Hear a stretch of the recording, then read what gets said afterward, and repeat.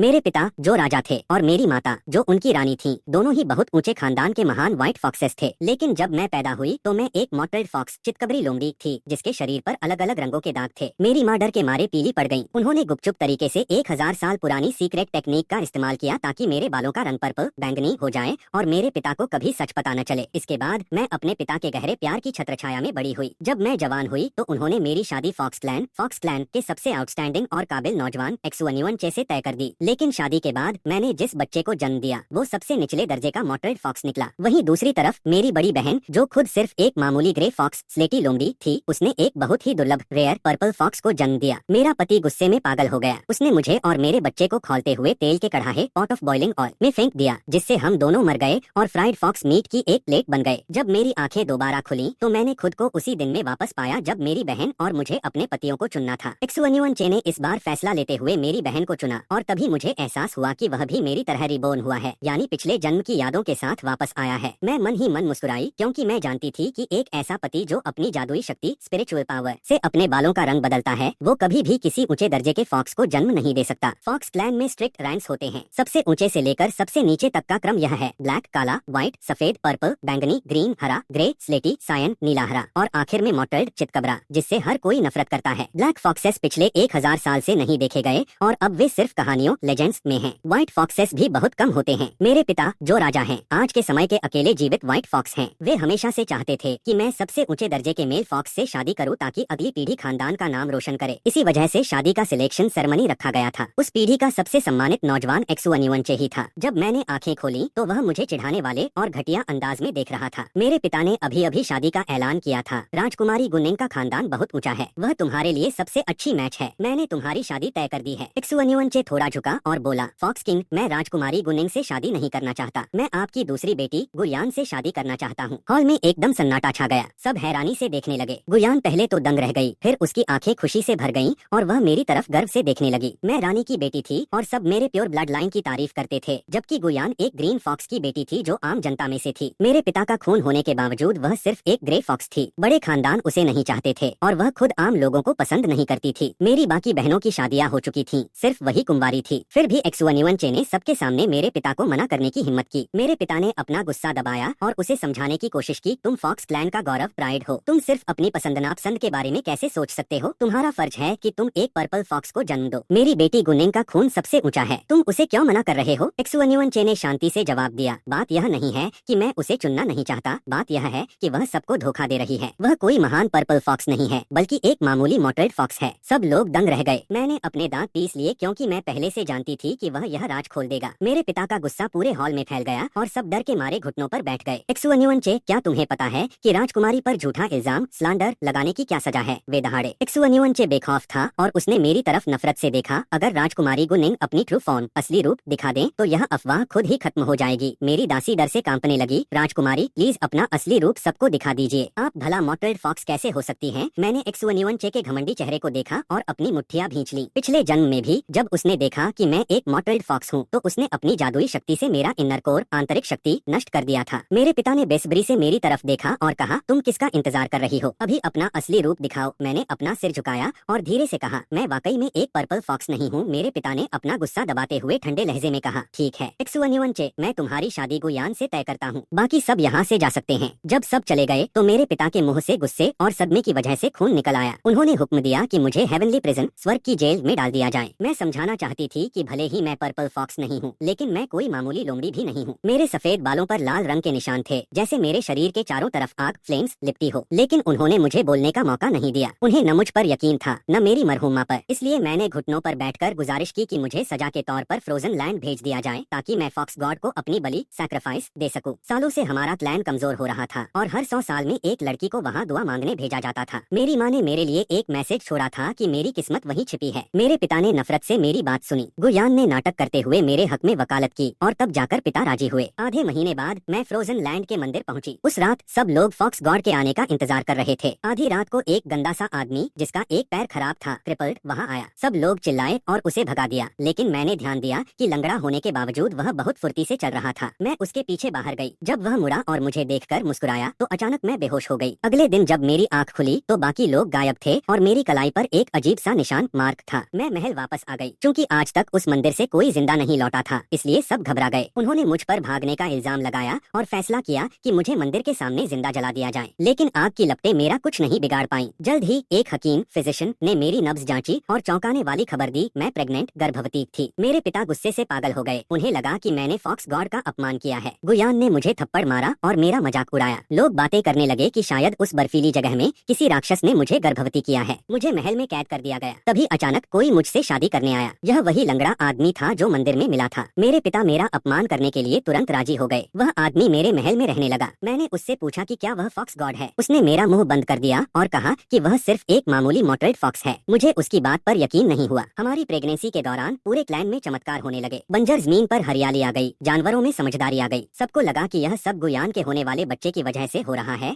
जो क्लैन का नाम रोशन करेगा। कुछ महीनों बाद हम दोनों को एक साथ लेबर पेन शुरू हुआ और आसमान में लाल बादल क्रिम्सन क्लाउड्स छा गए। लोग चिल्लाने लगे कि यकीनन एक व्हाइट फॉक्स पैदा होने वाला है। गुयान घमंड में मेरा मजाक उड़ा रही थी। जब बच्चों के दिखने का वक्त आया तो उसका बच्चा पहले बाहर आया। वह एक बहुत ही बदसूरत मॉटरेट फॉक्स था जो किसी बूढ़े जीव जैसा दिख रहा था और उसकी आवाज बहुत फटी हुई थी। गुयान सदमे में गिर पड़ी। तभी मेरे बच्चे के चारों तरफ जो जादुई घेरा स्पिरिचुअल ककून था वह बहुत ताकतवर हो गया। आसमान के सारे लाल बादल उसके अंदर खींचने लगे और फिर एक बड़ा धमाका हुआ। एक छोटा सा फॉक्स बाहर निकला जिसके बाल जलती हुई आग जैसे लाल थे। वह चलता फिरता अंगारा लग रहा था। मेरे पिता दंग रह गए। फॉक्स इमॉर्टल अमर गुरु ने चिल्लाकर कहा कि यह एक लेजेंडरी फायर फॉक्स है। जब मैंने अपना असली रूप दिखाया तो सबने देखा कि मेरे सफेद बालों के बीच आंखों के पास आग जैसी चमक थी। गुरु ने बताया कि मैं एक फ्लेम फॉक्स हूँ जो बहुत ही दुर्लभ होती है। इक्सुअन्युअनचे को अब भी यकीन नहीं आ रहा था। आखिरकार मैंने सबका सच सामने रखा। मैंने बताया कि इक्सुअन्युअनचे खुद एक मॉटरेट फॉक्स है जो फोरबिडन मैजिक वर्जित जादू का इस्तेमाल करके दूसरी लोमड़ियों की शक्ति चुराता था ताकि वह महान दिख सके। जो भी औरत उसके बच्चे की मां बनती वह उसकी जान और ताकत सोख लेता था। इसी वजह से पिछले जन्म में मैं बहुत जल्दी बूढ़ी हो गई थी। गुयान की हालत और भी बुरी हुई। उसके राक्षस जैसे बच्चे ने उसे जिंदा ही खा लिया। उसी पल मेरे पति ने अपना असली रूप दिखाया। वह एक विशाल 9-tailed रेड फॉक्स 9 पूंछों वाली लाल लोमड़ी थे। सब तुरंत घुटनों पर गिर गए क्योंकि वे खुद फॉक्स गॉड थे। उन्होंने बताया कि हमारे बच्चे को बहुत ताकत चाहिए थी, इसलिए वे रोज रात को चुपके से उसे अपनी शक्ति देते थे। इक्सुअन्युअनचे का सच सबके सामने आ गया। फॉक्स गॉड ने एक ही नजर में उसकी सारी ताकत खत्म कर दी। बाद में हमें उसका एक गुप्त महल अंडरग्राउंड पैलेस मिला जहाँ उसने न जाने कितनी लड़कियों को कैद कर रखा था। उन पीड़ित लड़कियों ने ही मिलकर उसे तड़पा तड़पा कर मार डाला। मेरे पिता ने मुझसे माफी मांगी लेकिन मैंने उन्हें माफ नहीं किया। हमारा बाप बेटी का रिश्ता बहुत पहले टूट चुका था। मैं फॉक्स क्लैन की शासक रूलर बनी और मैंने वह पुराना कानून खत्म कर दिया जिसमें बालों के रंग के आधार पर भेदभाव होता था। मैंने स्कूल बनवाए ताकि हर कोई अपनी काबिलियत बढ़ा सके। हमारा क्लैन बहुत खुशहाल हो गया। बाद में मेरा बेटा वेंगशुअन राजा बना। एक शांत सुबह मैं और मेरे पति फॉक्स क्लैन छोड़कर चले गए। फॉक्स गॉड हमेशा के लिए इंसानों की दुनिया में नहीं रह सकते थे और मेरे अच्छे कामों की वजह से मुझे उनके साथ स्वर्ग हेवेंस जाने की अनुमति मिल गई। हजारों सालों तक हमारा क्लैन तरक्की करता रहा और हमारी कहानी एक महान किस्सा बन गई।